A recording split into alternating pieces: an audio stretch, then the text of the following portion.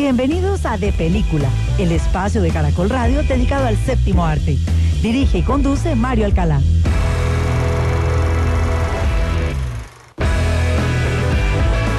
El top 5 de película. Wow, esto es muy cool. Mira eso. Si tuviera binoculares podría ver a mi mamá. ¿Ahí es donde vives? Sí. ¿Siempre subes aquí en Año Nuevo? Los últimos años. No te culpo. Ten, ya sé que no es Moet, pero es mejor que Tyser. Gracias. Perdón por ser solo nosotros. No. Continuamos aquí en De Película de Caracol Radio, la sala de cine que abre más temprano en Colombia en este sábado 4 de marzo de 2023 y llegamos a nuestra sección del top 5 de la semana, un vistazo al pasado con base en el presente. Y el presente son estos sonidos que tenemos de fondo en el español latino de un largometraje de 2022 que navega los terrenos del drama, el romance, también tiene una crítica abierta al racismo, pero sobre todo habla de un espacio geográfico, de un sitio que resulta siendo fundamental, especialmente en una época, podría decirse, dorada del cine. Esos grandes teatros, esos teatros que, para hacer un símil o una comparación para los mayores sobre todo, pueden ser muy parecidos al Embajador, al teatro, al Gran Embajador de la ciudad de Bogotá, pero no el multiplex en el que está convertido hoy en día, sino ese gran teatro que era el de mayor capacidad en Colombia en cierta parte de la historia y que presentaba las tradicionales funciones de matiné, vespertina y noche y que únicamente presentaba o proyectaba una sola película a lo largo del día en diferentes horarios, a menos de que fuera fin de semana y por ahí le metieran en la mañana el famoso matiné para los niños, no como la oferta que se presenta hoy en día en los multiplex, en los teatros donde las personas asisten a estos sitios y tienen la oportunidad de escoger varias de las películas. No, el cine a la vieja usanza, el de la vieja escuela, básicamente se presentaba en un gran teatro de gran capacidad y era una sola película. Aquí nuestros protagonistas están celebrando el feliz año. ¡Feliz Año Nuevo!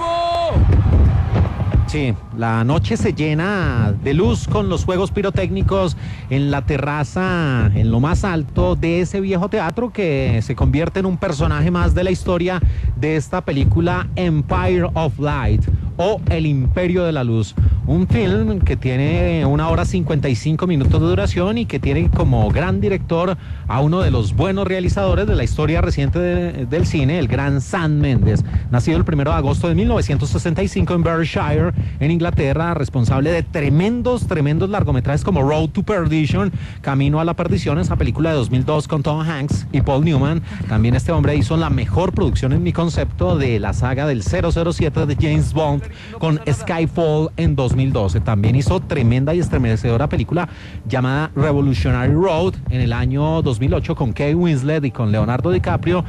E hizo también 1917 la cinta sobre la Primera Guerra Mundial en el año 2019. Y el reparto de ganadores del Oscar y de actores muy reconocidos aparece Olivia Colman, la mujer de La Favorita, que también estuvo en La Hija Oscura, que aquí interpreta a Hilary, esta también británica. La acompaña Michael Ward, un jamaiquino que interpreta el otro gran personaje, Stephen, y aparecen actores de la talla de Toby Jones, que alguna vez fue Truman Capote, pero de Infamous. Y también otro ganador del Oscar, Colin Firth, el hombre del Discurso del Rey, que también estuvo en El Diario de Bridget Jones y en Kingsman, que aquí es Donald Ellis, y complementan el reparto a Hannah Onslow y Justin Edwards.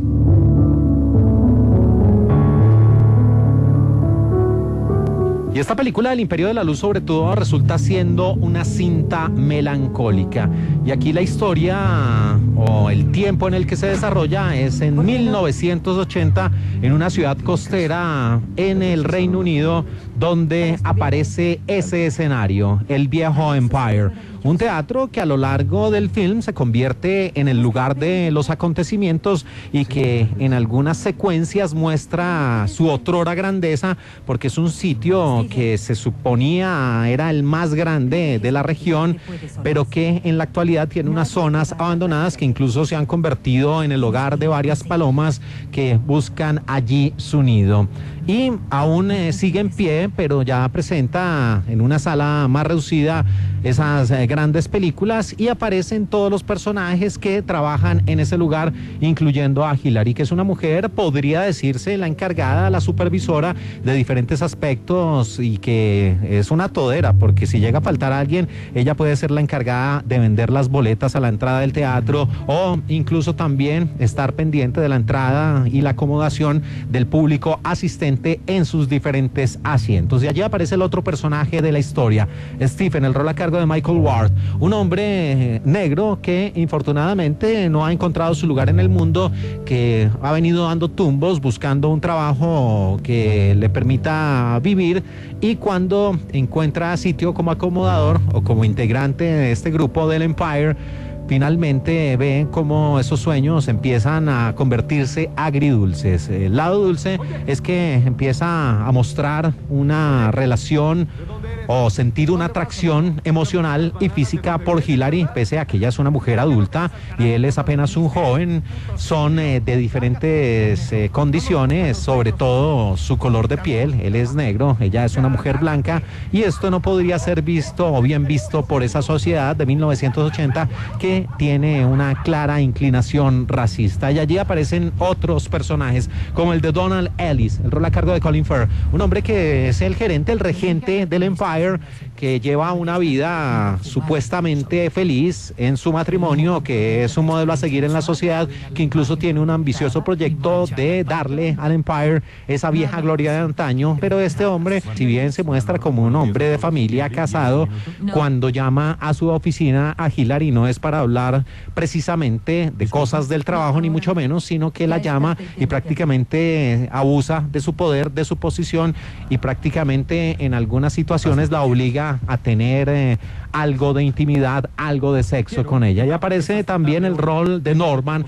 interpretado por Toby Jones, que es ese viejo proyeccionista, el hombre que por lo general vestía una bata y que era el encargado de recibir los grandes carretes, las cintas, el celuloide, y que tenía toda la experticia para montar esos carretes en las máquinas, en los proyectores, y tenía también todos los códigos necesarios para hacer el cambio sin que el público lo notase, con una serie de códigos, cosa que también muestra de manera melancólica pero muy bien lograda esta película, El Imperio de la Luz. Y aparecen también otros personajes, pero todo está ligado precisamente a la vida en el interior de una vieja sala de cine. ¿Qué tal, Qué bueno. Sí. Tenemos que despedir. Y este Empire, este viejo teatro, sirve como telón de fondo para varias historias. Podría tildarse de una película dramática con tintes de romance. Aquí el romance corre a cargo de los roles de Olivia Colman y Michael Ward, Hilary y Stephen, que en un principio pues simplemente se convierten en compañeros de trabajo, pero más adelante empiezan a ver que cada uno está solo en el mundo y que quieren dejar a un lado precisamente esos momentos solitarios, y allí empiezan a sostener una relación sentimental y sexual. Pero esto les va a traer consecuencias, especialmente para Stephen, porque no está bien visto por parte de esa sociedad racista de que un hombre negro termine involucrado con una mujer blanca, y también él va a tener ciertos altercados en su trabajo precisamente con hombres blancos. Y vemos también esos personajes como el jefe que abusa de su poder, de sus subalternos, y saca provecho de su posición, y también, insisto, ese viejo proyeccionista que muestra un oficio que con el paso del tiempo se ha ido deteriorando, casi que desapareciendo, y que aún se mantiene vigente, pero en esas viejas salas. Y aquí pues, de parte de Sam Mendes se le hace un homenaje a esos proyeccionistas de la mano de Toby Jones en su rol de Norman. Y aunque Empire of Light, o El Imperio de la Luz, una película presente en las salas de cine, es la 9ª película de Sam Mendes como director, marca un hito en su carrera porque es la primera vez que dirige a partir de un guión que él mismo escribió en su totalidad. Sí, aquí aún es enfermera. Eso Y explica. aquí, aunque se habla de el Empire, el cine Dreamland Real en Margate, que reemplazó al Empire en esta película, se inauguró en 1923. Cambió de manos varias veces durante su vida y finalmente cerró en 2007. Todavía está en pie, aunque vacío, porque es un edificio catalogado como monumento histórico y por lo tanto no puede ser demolido sin la aprobación parlamentaria. El bloque de apartamentos donde viven Stephen con su madre no es un efecto óptico, realmente está así de cerca del edificio que se encuentra muy cerca del Teatro Empire. Mierda. Y esta película hace referencia a los términos Rude Boy y Two-Tone, términos de un periodo de finales de los 70 y principios de los 80. Los términos se refieren a algunos músicos jóvenes, tanto blancos como negros, que nacieron y se criaron en el Reino Unido y que comenzaron a adoptar el estilo de vestir y la influencia musical de la música dancehall jamaiquina basada en el ska, pero con un toque británico. Se cree que el movimiento se originó en la ciudad de Coventry. Sus defensores más famosos incluyen bandas, sus artistas más famosos o los precursores de estos dos ritmos son The Selector, The Beat, The Special y Bad Manners. La de mayor éxito internacional de estas bandas fue Madness, sí, con esa gran canción One Step Beyond, cuyos éxitos anteriores se consideran fuertemente influenciados por el movimiento de los Two-Tone. Sí, esta película está repleta de buenas intenciones para los amantes del cine, seguramente para los muy mayores y que asistíamos con devoción a las viejas salas de cine. Por ahí puede tocar de cierta forma, pero infortunadamente, pese al escenario, al decorado, a la dirección artística, al buen espacio geográfico, a que, insisto, ese viejo teatro se convierte en un personaje más de la historia, es de los trabajos más flojos, menos brillantes que ha hecho Sam Mendes en mucho tiempo. No aprovecha bien a su reparto. La historia no termina de buscar su norte o de encontrarse. Se habla de un romance, se habla del racismo, se habla del cine, se habla de una situación en particular, incluso como les decía hace pocos segundos también tiene ahí su tinte musical, pero finalmente todo no logra ese engranaje y la película tiene apenas pequeños chispazos que no logran consolidar un buen film. Lo que sí nos sirve esta película, Empire of Light o El Imperio de la Luz, es para hacer nuestro top 5 de la semana y tiene que ver precisamente con esas salas de cine, con ese espacio donde hay esa comunión entre los fanáticos del cine y los productores, los directores, los actores, las propias películas, y que se ha ido perdiendo con el paso del tiempo y ahora más con el streaming, pues las personas ya poco les gusta ir a los teatros, a las salas de cine, y también pues los ahuyentan los fuertes y grandes costos que conlleva ir sobre todo en familia al teatro, pero resulta siendo melancólico el asunto y por eso aquí en De Película de Caracol Radio, a través de un top 5 vamos a recordar ese tipo de largometrajes que tienen precisamente como telón de fondo o como espacio geográfico una sala de cine. Vamos con nuestro lugar número 5. ¿Puede comerse algunas y darme el resto a mí? Número 5. La mentira es universal. La mentira es universal. Todos mentimos. Todos debemos mentir. La prudencia consiste en saber mentir con fines laudables. Hay que mentir para hacerle el bien al prójimo. En una palabra, hay que mentir sanamente, por humanidad.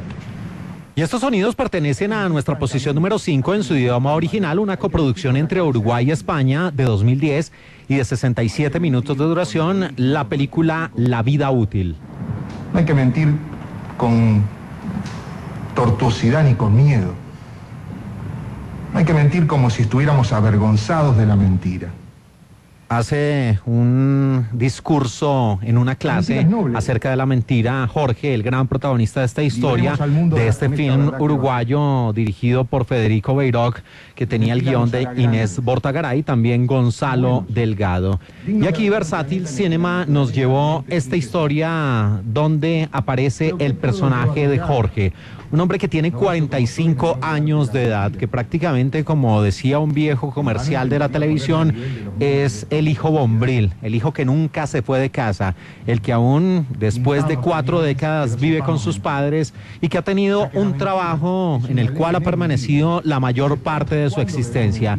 Y es que trabaja en una cinemateca, lleva un cuarto de siglo desempeñando allí tareas técnicas, es el encargado de la proyección, de escoger ciertos títulos, de recibir los carretes, los largometrajes y estar pendiente en el teatro de lo que pueda suceder con la proyección de la película. Además de esto, podría decirse que es un colega, porque conduce un programa de cine en la radio, el famoso Jorge, pero su vida va a cambiar dramáticamente porque la Cinemateca está en una situación cada vez más crítica. Aquí los regentes, los dirigentes, en una reunión le dicen a Jorge y a los asistentes que aquellos eventos o aquellos proyectos o aquellas actividades culturales que no representen una ganancia o que no sean autosuficientes, hablando económica y monetariamente, pues van a terminar desapareciendo. Por eso, pese a que Jorge trata de hacer diferentes cosas para que esto no suceda, finalmente queda fuera del cine, fuera de cualquier actividad, sin empleo. Él debe cambiar su modo de ser para adaptarse a un mundo que no conoce, a un mundo nuevo, porque, insisto, prácticamente vivía en una burbuja, era el tipo de personajes que se quedaron quietos en su zona de confort, pero cuando vinieron esos avatares del destino, lo golpearon de forma que él no se esperaba. Pero ahí tiene una ayuda y es el propio cine, el que podría hacerlo sobrevivir y va a sacar rédito de ese conocimiento que tiene del séptimo arte para enfrentar esa nueva vida. La mejor programación de cine de calidad y de autor de todo el mundo en nuestras salas. Se ha complicado bastante.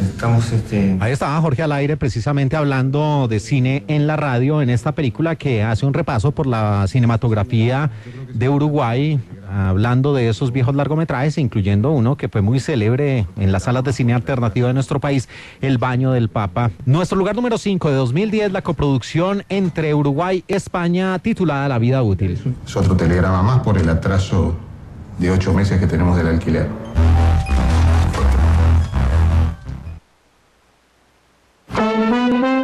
Número 4.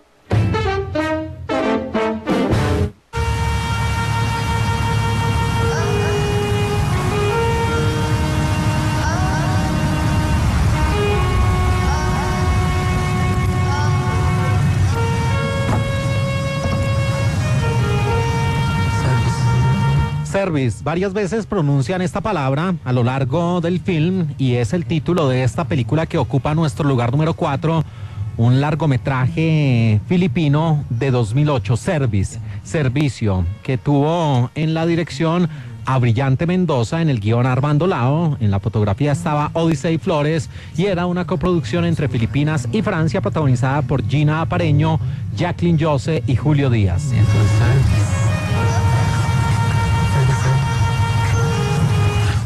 Hay varias escenas bien sórdidas en esta película, una de ellas cuyos sonidos tenemos de fondo y sucede en el interior de un viejo teatro que en estos días en los que ocurre la película proyecta películas de cine porno y es una pareja conformada por un hombre de camiseta negra que fuma en el interior del teatro con una transexual, con una mujer que está ofreciendo sus servicios. Ella le dice que si quiere el servicio completo son 300, él le ofrece 200 y ahí va la discusión. De ahí en adelante también se ven cómo ciertos hombres frecuentan este viejo teatro y varios hombres, incluyendo transexuales, ofrecen sus servicios al mejor postor.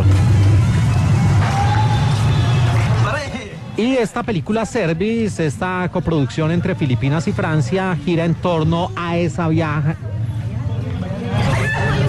Y esta película de 2008, Service, de Filipinas, cuyos sonidos tenemos de fondo, gira en torno precisamente a una vieja sala de cine que otrora tenía toda la grandeza, donde asistían las diferentes familias, los niños, a ver largometrajes de todo tipo, pero que tiene un presente algo difícil, algo triste, y todo gira en torno a la familia Pineda, que básicamente podría tildarse de un matriarcado donde conviven hijos, nietos, primos, sobrinos y que regentan ese viejo teatro llamado El Barroco, un decadente y viejo una decadente y vieja sala de cine que después de pasar sus épocas de gloria, ahora se dedica únicamente al cine porno, pero allí lo que se convierte en realidad es que en sus sillas, en sus pasillos, en sus baños, en todo lugar que ocupa este teatro, aparece la prostitución, los travestis, los transexuales que campan a sus anchas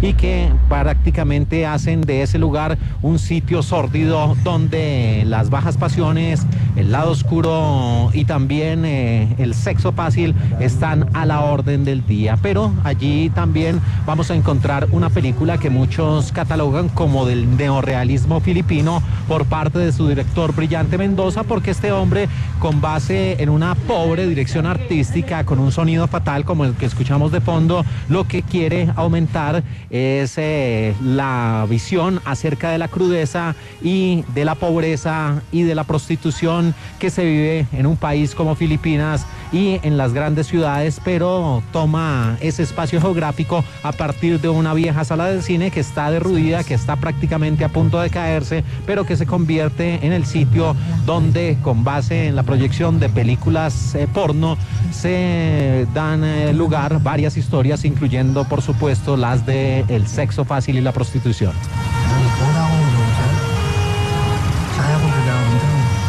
Y esta película le valió al director Brillante Mendoza ser nominado a la Palma de Oro en la segunda vez que Filipinas alcanzaba una nominación. Y las escenas de sexo entre Coco Martín y Mercedes Cabral no fueron simuladas. Martín realmente tuvo una relación sexual consentida con esta mujer y prueba de ello es que varios de los fluidos se ven precisamente cuando termina de rodarse esa escena, así que es bien explícita esta película. Y hay un personaje de un travesti, de una transexual, pero en realidad fue interpretado por una mujer, por una actriz llamada Julia Taylor. Y el director, y existe una controversia, y esta película generó una controversia sobre la desnudez frontal de Coco Martín, una de sus protagonistas, durante su escena de sexo. Ella dijo que hubo abuso de confianza, que no se le había dicho que ya se estaba rodando, pero finalmente aceptaron, llegaron a unas buenas conversaciones y Brillante Mendoza, para evitar cualquier tipo de Brillante Mendoza, el realizador, para evitar cualquier problema posterior, decidió cortar la escena del metraje que finalmente fue puesto en las salas de cine. Nuestra posición número 4 de 2008, la película de Filipinas, Service.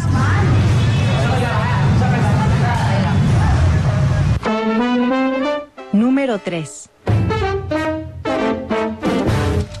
No debes venir aquí. ¿Cómo debo decírtelo? ¿Se puede saber? ¿Cómo debo hablar? Si la película se incendia con lo pequeño que eres, explota todo. ¡Bum! Y me convierto en un trozo de carbón. Tienes una lengua muy larga. Un día de estos te la corto. Continuamos aquí en De Película de Caracol Radio, la sala de cine que abre más temprano en Colombia en este sábado 4 de marzo del año 2023, y seguimos adelante en este top 5 de la semana, inspirado en esas viejas salas de cine, a propósito de la presencia en la cartelera de la producción Empire of Light o El Imperio de la Luz, la más reciente cinta de Sam Mendes que habla de ese viejo teatro Empire. Y estos sonidos en el español latino hacen parte de una película que es adorada casi que religiosamente por cientos miles de fanáticos que encuentran un largometraje melancólico, lleno de nostalgia y que de nuevo utiliza esa trillada frase, una carta de amor al cine. De 1988, una cinta italiana con el guión y la dirección del maestro Giuseppe Tornatore, el mismo hombre de La leyenda del pianista en el océano, y con la música de Ennio Morricone, Nuovo Cinema Paradiso. Antes de que te patee el trasero, haremos un trato. Estos trozos son tuyos, es un regalo. Y esta coproducción entre Italia y Francia, que se ganó el premio Oscar de la Academia a Mejor Película en Habla No Inglesa en la edición de 1989, tuvo como protagonistas a Philippe Noiret, también Marco Leonardi, Salvatore Cascio y Jacques Perrin. Y la historia muestra ese viejo teatro, el Cinema Paradiso, y narra la historia de Salvatore, un niño insoportable, cansón como él solo, que es uno de los habitantes de un pequeño pueblo italiano donde el único pasatiempo, donde la actividad que reúne a la mayor parte de los habitantes es ir al cine. Y allí ese niño ingenuo cree que el cine, las imágenes que se proyectan hacen parte de un truco de magia, pero aparece el rol de Alfredo, interpretado por Philippe Noiret, el proyeccionista que empieza a enseñarle los secretos que se esconden detrás de esas películas, como el celuloide, como esos grandes carretes de cinta son montados para que las imágenes se proyecten y la gente disfrute de estos largometrajes. Y a medida que va creciendo el niño, pues se va involucrando más en esta actividad hasta que llega ese punto de inflexión, ese punto donde Salvatore debe partir a iniciar una nueva vida. Pero cuando ya está en su edad adulta, y aquí resulta siendo paradójico que de niño este pequeño tenía la piel mestiza, pero ya cuando es adulto es blanco. Pareciera que se hubiera aclarado con el paso del tiempo, pero bueno, eso hace parte de la película Cinema Paradiso. Y el Salvatore, ya adulto, recibe la noticia de que debe regresar a su pueblo, y allí empieza a construirse esta historia de Giuseppe Tornatore, que fue la película más relevante para muchos en la historia de la filmografía de Tornatore. Cinema Paradiso se rodó en Bagheria, en Sicilia, la ciudad natal de Giuseppe Tornatore. El director se basó en gran medida en sus experiencias infantiles y cómo esto le sirvió de inspiración para dedicarse más adelante como realizador cinematográfico. A finales de 1956, Italia tenía 17.000 salas de cine. Era el país con mayor número de salas en toda Europa. Y Philippe Noiret dijo todas sus líneas en francés, su lengua materna. Más tarde fue doblado al italiano por Vittorio Di Prima. Y la intención de Giuseppe Tornatore era que esta película sirviera como obituario, prácticamente como la despedida para las salas de cine tradicionales, como la que presenta esta película, el Cinema Paradiso, y era una alerta para la industria del cine en general. Después del éxito de la película, nunca volvió a mencionar este asunto, a pesar de que se le preguntaba en varias entrevistas. Y el tema de amor de la película fue compuesto por Andrea Morricone. Y el resto de la música original para el film fue compuesta a cargo del padre Ennio Morricone. Giuseppe Tornatore reconoció en las características especiales que se presentaron en el DVD que el viejo Salvatore no se parecía nada al joven Salvatore, de ahí esa diferencia de pieles, siendo él un pequeño mestizo y después, cuando era adulto, un hombre blanco. Una producción de 1988 de 155 minutos de duración que ocupa nuestro lugar número 3, la película Cinema Paradiso. ¿Qué? Ya pagué el boleto. Debo ver la película. Número 2. You know, I still can't get over the fact that 24 hours ago I was in an Egyptian tomb. I didn't know any of you wonderful people. And here I am now. I'm on the verge of a madcap Manhattan weekend. My God, you must really love this picture. ¿Me? You've been here all day, and I've seen you here twice before. Imagínense ustedes estar en una sala de cine viendo una película y que de un momento a otro el protagonista de la historia empiece a hablarles a ustedes y les diga: no tiene nada mejor que hacer que estar viendo de nuevo esta película, y ese mismo personaje rompa esa cuarta pared, salte de la pantalla a las propias sillas y empiece a sostener una conversación con usted, y ahí en adelante pues le digan que se escapen de ese lugar. Pues eso es básicamente lo que le pasa a Cecilia, la gran protagonista de esta historia, en el film que ocupa nuestra posición número 2, una maravillosa cinta de 1985 titulada The Purple Rose of Cairo, o La Rosa Púrpura del Cairo. Chicago Baxter. Yes, I know. You're Tom Baxter. You wind up with Kitty Hanks, the nightclub singer, but still... Not anymore, I don't have to. Y esta película de los Estados Unidos de 1985 y de 85 minutos de duración tenía el guión y la dirección del gran maestro Woody Allen y un reparto impresionante: Mia Farrow, Jeff Daniels, Danny Aiello, Diane West y Van Johnson, entre otros. Y Orion Pictures nos llevó esta mezcla de comedia, romance, pero sobre todo de fantasía y del cine dentro del cine, que estaba escenificada, tenía como espacio geográfico los años 30 y la época de la Gran Depresión. Y allí, en ese lugar, aparece Cecilia, el rol a cargo de Mia Farrow, una mujer que lleva una vida insatisfecha, triste, donde trabaja como camarera en la Gran Manzana en Nueva York y tiene como marido a un bueno para nada, a un hombre que además de golpearla, de tener violencia doméstica, pues le pone los cuernos cada vez que se le da la gana. Monk, el rol a cargo de Danny Aiello. Y el único lugar donde Cecilia es feliz, donde tiene una válvula de escape, donde prácticamente evade la realidad y se involucra en un mundo de fantasía, de amor y de romance, es una vieja sala de cine, un teatro al cual acude de manera casi que religiosa, y allí empieza a ver una película que se exhibe en blanco y negro titulada precisamente La Rosa Púrpura del Cairo, y el gran protagonista de esta historia es Tom Baxter, el rol a cargo de Jeff Daniels, que prácticamente salta de esa pantalla y se convierte en un personaje de la vida real y empieza a flirtear con ella, a tener una suerte de romance, pero después de ciertos escenarios algo fantásticos y muy bien logrados por la imaginación de Woody Allen, pues esta mujer se debate entre continuar en ese matrimonio que le trae más tristezas que cualquier otro tipo de escenarios, y este hombre ya no quiere volver a la película, por lo cual se está convirtiendo en un problema para los productores, por lo que deciden llamar al actor de la vida real para que intermedie en esta situación, y él empieza a enamorar a Cecilia, el actor que interpretó al señor Baxter, pero con ese único propósito de que el personaje de la película vuelva al celuloide, al metraje, y así se salve la inversión. Y cuando Cecilia parece haber encontrado el amor, se da cuenta que ha sido víctima de un truco por parte de los productores para que les devolvieran a ese personaje que saltó de los 24 cuadros por segundo a la vida real.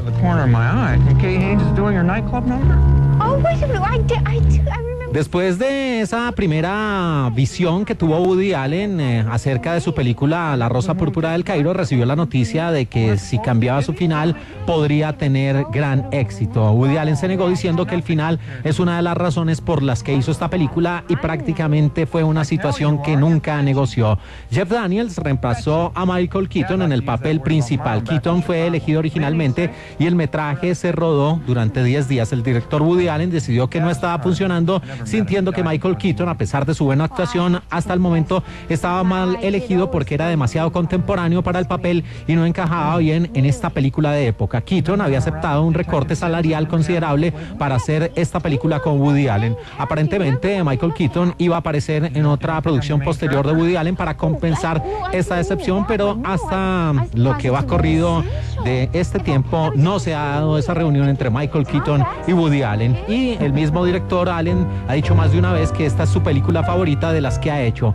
Más adelante dijo en 2005 que Match Point fue su favorita, y en una entrevista en una revista belga, Viggo Mortensen dijo que estaba muy orgulloso de haber tenido un pequeño papel en este film durante un momento difícil de su vida. Cuando orgullosamente llevó a toda su familia a una sala de cine para verla, se sintió extremadamente decepcionado al descubrir que todas sus escenas fueron eliminadas de la película final.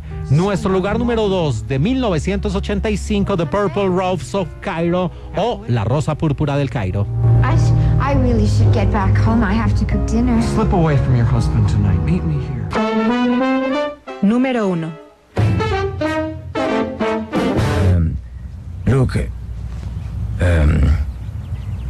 el hecho es que lo hablamos en lo que tú dormías y hay buenas noticias. Ahora que regresaste decidimos reabrirlo. ¿Reabrirlo? ¿Qué tan difícil? Seguimos aquí en De Película de Caracol Radio en este 4 de marzo, hoy sábado, y seguimos adelante ya en nuestro lugar número 1 acerca de nuestro top 5 que tiene que ver con salas de cine, a propósito del estreno de la presencia en la cartelera de la película Empire of Light o El Imperio de la Luz. Y con estos sonidos en el español latino viajamos al año 2001 con un film de 152 minutos de duración y de los Estados Unidos, con el guión de Michael Sloan y la dirección del gran maestro Frank Darabont, el mismo hombre de Shawshank Redemption. Se trata de la muy buena película de Majestic. Ahí estábamos. Sí, señor. Sí, señora. Que lo disfruten.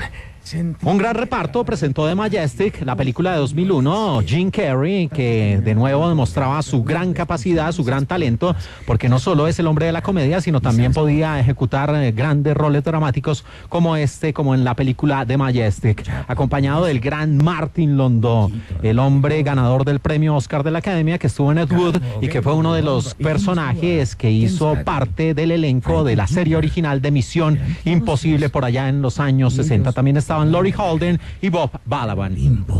Recordaría si te dijera que afortunados éramos de estar aquí. Y Castle Rock Entertainment nos llevó a esta historia de drama que se significaba en los años 50, que hace parte de ese movimiento llamado el cine dentro del cine y que muestra esa vida rural en la otra América, en Norteamérica. Y aquí la historia tiene que ver con el guionista Peter Appleton, que se ve obligado a huir de Hollywood a causa de esa famosa cacería de brujas que se libró en contra de personas tildadas de comunistas por parte de ciertas autoridades y que fueron incluidos en una lista negra por el famoso y polémico senador McCarthy en la década de 1950. Este hombre, en esa huida tras sufrir un accidente automovilístico, termina sufriendo de amnesia. Es rescatado por los habitantes de un viejo pueblo y allí aparece ese personaje, el de Harry Trimble, el rol a cargo de Martin Landau, un hombre que parece tener una conexión especial con Peter Appleton y que la manera para atender esos puentes, para recuperar esa relación, es precisamente acogerlo en su seno, prácticamente tratarlo como un hijo y decirle que él ha llegado por una buena razón y es para reabrir ese viejo teatro, el Majestic, que ha estado cerrado por varios años, pero que con la llegada de él pueden lograr que de nuevo abra las puertas y proyecte esas grandes películas para todos los habitantes.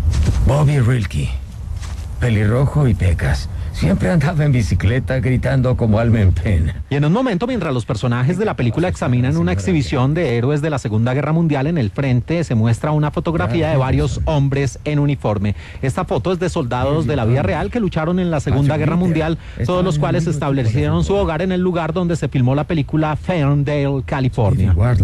Y varios nombres en la película están conectados con personas de la vida real involucradas en las investigaciones de la famosa cacería de brujas del senador Joseph McCarthy. La ciudad de Lawson lleva el nombre del guionista John Howard Lawson, quien se enfrentó al famoso movimiento Red Scare. Otro escritor, Lester Cole, da su apellido al alcalde. Luke Trimble lleva el nombre del guionista en la lista negra Dalton Trumbo. Appleton lleva el nombre de su ciudad natal de Wisconsin, del senador McCarthy. De 6 de junio del 40. Y un personaje en medio de la película dice que no reconocería a J. Edgar Hoover si entrara ahí vestido. Una referencia sutil a las afirmaciones de que Hoover era un travesti en su vida personal. Esto no se dio a conocer al público hasta la década de 1980. Nuestro lugar número 1 de 2001 del maestro Frank Darabont, protagonizada por Jim Carrey, The Majestic. Regresó por todos hasta que no quedó uno solo. Jamás se rindió, continuó haciendo lo que debía hasta que... En De Película, el estreno. Estamos en la sala de cine que abre más temprano en Colombia en De Película de Caracol Radio en este sábado 4 de marzo de 2023 y nuestro compañero y amigo Ricardo Bedoya Arias estuvo con los involucrados en una producción que se considera la obra póstuma de uno de los grandes hombres del cine nacional de todos los tiempos, el gran maestro Luis Ospina. Mudos Testigos, aquí en De Película de Caracol Radio. Llega a salas de cine alternativas en Colombia la cinta Mudos Testigos, una ficción contemporánea a partir de obras del cine silente o mudo colombiano, y demostrar que estas historias realizadas hace un siglo dialogan perfectamente con la época actual. Está codirigida por el fallecido Luis Ospina, siendo su última película, y la primera de Jerónimo Tertúa, quienes trabajaron para llevar a pantalla esta obra de varios cortes del cine mudo colombiano que estaban en el olvido. Nos comunicamos con Jerónimo Tertúa, quien da más detalles de Mudos Testigos. Jerónimo, ¿cómo vas? Y háblanos sobre esta cinta. Bueno, muchas gracias por la invitación, y sí, por supuesto, Mudos Testigos es un proyecto que nació en 2019, después de que estrenamos con mi hermano su película Pirotecnia, que le gustaba mucho a Luis Ospina. Luis Ospina pensó, y yo soy el productor de Pirotecnia, Luis Ospina pensó en mí para producir esa película, su nueva película que iba a ser Mudos Testigos, justamente porque Pirotecnia está relacionada con los orígenes del cine colombiano. Recuerdo que el proyecto surgió un día en Buenos Aires. Estábamos en el Bafisi, que es el festival de cine independiente de esa ciudad, y nos encontramos a la salida de una película y fuimos a almorzar, y yo le pregunté a Luis si tenía algún proyecto nuevo para hacer una película, y él me contó que no tenía energía suficiente ahora para filmar un nuevo largometraje, pero que desde hace años venía cocinando esta idea de hacer una película que tratara sobre los orígenes del cine en Colombia, pero contada ficcionalmente, con los fragmentos sobrevivientes de ese periodo del cine. Y Luis me propuso que lo produjera justamente porque la otra película también trataba sobre ello, pero desde una perspectiva totalmente distinta.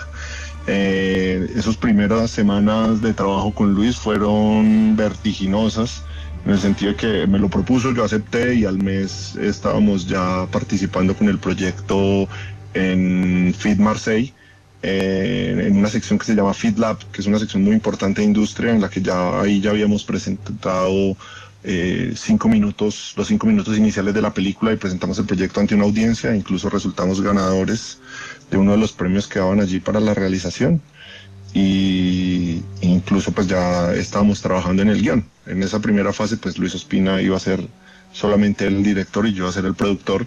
Sin embargo, cuando ya el proyecto tomó seriedad y estaba en camino de realización, Luis sí me dijo que si algo le llegaba a pasar, pues que yo terminara la película. Jerónimo, es tu ópera prima y desafortunadamente es la última de Luis Ospina, pero que nos deja un gran legado en el cine colombiano, y además con esta película que cuando uno la ve dice cómo consiguieron todos estos fragmentos. Sí, a mí me parece que tiene mucho sentido esto, en el sentido de, yo previamente escribí un libro que se llama Los cines por venir, en el que estoy justamente indagando por el posible futuro del cine. Yo creo que el futuro del cine, por lo menos el que a mí me gusta, no está garantizado, está amenazado constantemente por los monopolios, por distintas lógicas contemporáneas de circulación de las imágenes, y yo tengo la idea de que gran parte de ese porvenir del cine está en los mismos orígenes del cine, porque creo que el cine tomó un camino, y al tomar ese camino renunció a muchas cosas que están cargadas de belleza, de potencia, de poesía, y también tienen un potencial político.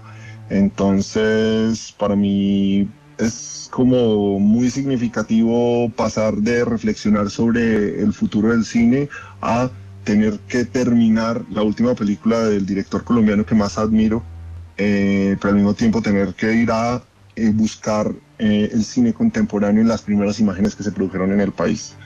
A mí sí que me interesa la tradición, sí que me interesa plantarme en diálogo con lo que otros hicieron antes, porque pues uno nunca ve el cine aislado, uno ve el cine siempre como parte de una historia en un lugar, ¿no? Entonces, pues por mucho que yo vea más cine europeo, norteamericano, de cualquier país, lo veo desde Colombia. Entonces la tradición no solo tiene que ver con lo que hicieron los cineastas antes, sino también con una forma de aproximarme al cine y verlo. Y creo que eso toma un relieve mayor y una intensidad cuando se centra también en las imágenes que se produjeron, porque esas imágenes contienen muchos nudos, muchas ansiedades y muchos conflictos que siguen vigentes. Entonces, a mí me parece que en un mundo en el que constantemente se habla de la sobreabundancia de imágenes y que las imágenes se pierden entre otras imágenes, tal vez sea tiempo de reutilizar las imágenes del pasado y cargarlas de nueva vida. Y pues estoy muy orgulloso del trabajo que hemos hecho. Con Luis hay que decir que teníamos proyectos incluso de otras películas, y pues en un punto, como a él le gustaba decir, the show must go on, el espectáculo debe continuar, y me llena mucho orgullo continuar con su trabajo también. Esa es una forma de mantenerlo vivo. En la película tiene también música original, Jerónimo. Sí, la música la hizo Carlos Quebrada, que es un compositor colombiano radicado en Buenos Aires y con quien yo he trabajado ya en todas las películas que he hecho antes como productor y como director en mis cortometrajes, y siento como una enorme admiración por lo que él hace, y es un músico que está absolutamente interesado en los movimientos de vanguardia de la música contemporánea. Entonces para él también fue como todo un reto ir al pasado, volver a estudiar las formas musicales de comienzos del siglo XX pero sin tratar de emularlas completamente, sino que siempre mantuvieran una tensión con el presente. Entonces, pues la música dialoga, igual que sucede con la película, dialoga con el pasado, pero es una música completamente contemporánea, porque pues yo creo que una forma muy productiva de pensar el presente es en su continuum con el pasado y en un diálogo con él. Creo que la música cumple un papel fundamental justamente en que la película sea una película contemporánea. Jerónimo, ¿cómo se hizo para conseguir las imágenes y acomodarlas para que siguieran ese hilo conductor? Ese fue un trabajo bastante arduo.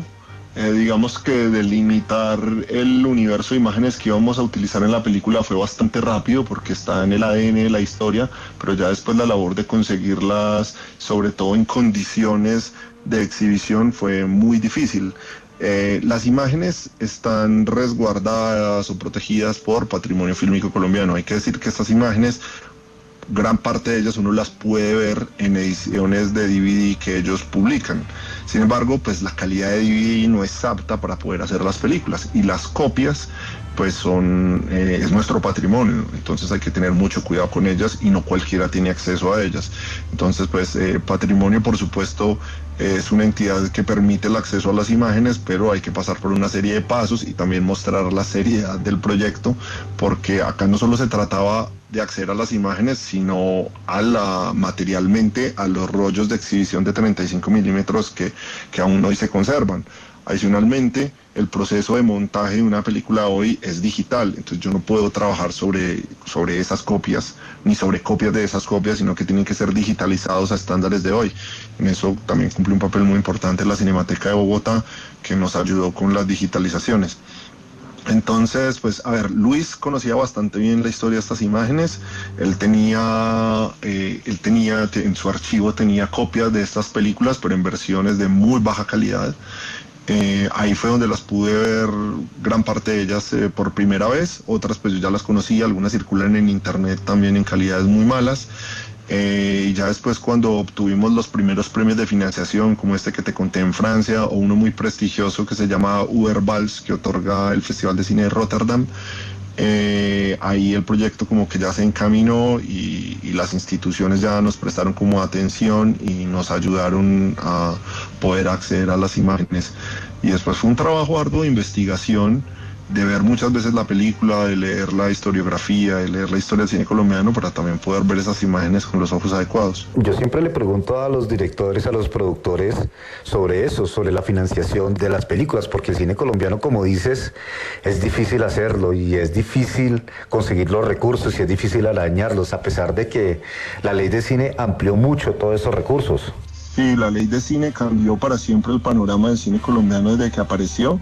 Sin embargo, yo creo que la ley de cine se ha quedado corta porque la pandemia de un golpe casi que convirtió la ley de cine en algo obsoleto. Entonces, el cine colombiano tiene que plantearse necesariamente otras formas de financiación.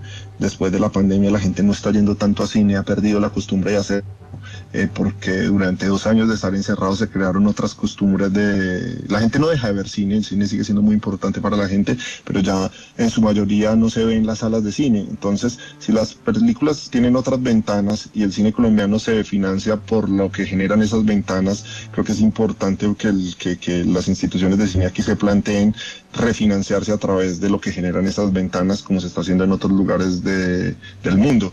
También es importante decir que esta película se financió de una forma alternativa a como se financian la mayoría de las películas que ocupan, digamos, los espacios más importantes en Colombia. Esta película no se financió con una ayuda de producción del Fondo para el Desarrollo Cinematográfico, pero sí contamos con la ayuda de Caracol Televisión, de Ago García, que en un momento muy difícil decidió apoyarnos. Le pareció interesantísimo el proyecto, estoy como muy agradecido con él. También con la ayuda de Patrimonio Fílmico. Entonces, Jerónimo, extiéndele la invitación a los oyentes de Caracol Radio que no se pierdan Mudos Testigos, que se estrena desde este 2 de marzo. Claro que sí. Quisiera invitar a todos los oyentes al estreno o a alguna de las funciones siguientes, porque va a haber varias en Medellín, en Cali, en Bogotá, en Medellín en el MAM y en el Colombo, en Cali en la Tertulia y en Bogotá en la Cinemateca de Bogotá. La película Mudos Testigos, que es mi ópera prima, y también el proyecto póstumo de Luis Ospina. Es una película, yo diría, inclasificable, pero que al mismo tiempo participa de muchas tradiciones. Es una película de ficción, es una película experimental, también tiene un componente documental, pero ante todo nosotros hicimos una gran inversión en que la película fuera divertida, y eso lo puedo garantizar. Es una película narrativa que tiene una gran inversión en contar una historia y en contar la historia de nuestras imágenes y también la historia de nuestro país, pero con los recursos del cine. Jerónimo, ¿tienes redes sociales, página de internet donde los oyentes puedan tener más información? Claro que sí, pues en Instagram, Invasión Cine es nuestra productora, ahí está toda la información sobre esta película, sobre su estreno y todas las actividades relativas a ella. Hoy, por ejemplo, es el cierre del ciclo de cine silente que organizamos para acompañar la película, pero además vienen muchas más actividades, charlas.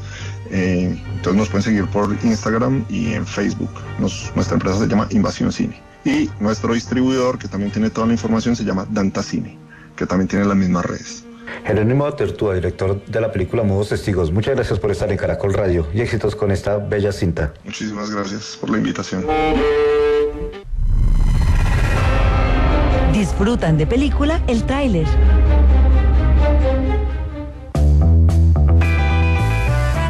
Y aquí en De Película de Caracol Radio llegamos a nuestra sección del tráiler de la semana y les queremos presentar uno en el español latino de un film que verá la luz en las salas de cine de nuestro país el próximo jueves 23 de marzo de este 2023, que hace parte de una franquicia, de una saga cinematográfica que ya llega a su cuarta entrega. Y es que después de John Wick de 2014, donde le mataron al perrito y de ahí se desencadenó toda la violencia, vino después John Wick capítulo 2 en 2017, Parabellum, o el capítulo 3 en 2019, y ahora llega esta cuarta entrega, John Wick, cuarta parte, un film que tendrá en la dirección a Chad Stahelski y como gran protagonista de nuevo el gran Keanu Reeves, acompañado de Lawrence Fishburne y de Bill Skarsgård y también Ian McShane, entre otros. Y aquí John Wick descubre el camino para derrotar a la organización criminal de High Table, pero antes de poder ganar su libertad,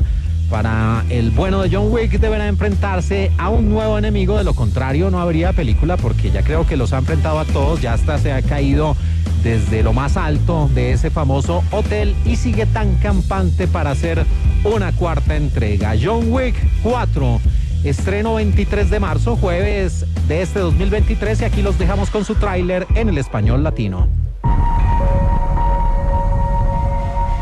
¿Despidiéndote? Saludando. ¿Crees que tu esposa puede oírte? No. ¿Para qué molestarse? Quizá me equivoqué. Vas a morir. Tal vez no. Goodbye to you, my trust. Un nuevo día comienza. Nuevas ideas, nuevas reglas, nueva gestión. We've known each other since we were 9. ¿Quién es él? El Marqués de Gramo. Desafíalo a un combate individual. Ganes o pierdas, será una salida. No me siento a la mesa. Tu familia sí. Please pray for me. I was the black sheep of the family. Un hombre tiene que lucir como nunca a la hora de casarse. O de su entierro. Necesitaré un arma. Goodbye, my friend. It's hard to die.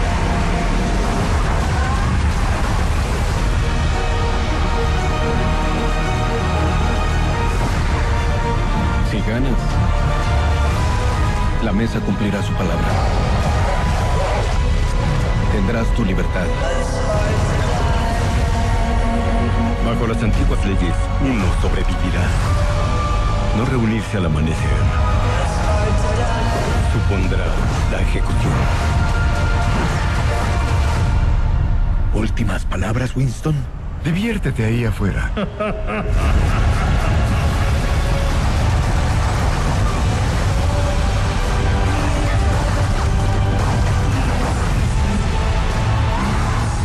Quiero que encuentres paz, pero una buena muerte solo llega después de una buena vida. Tú y yo dejamos de tener una buena vida hace mucho tiempo, amigo mío.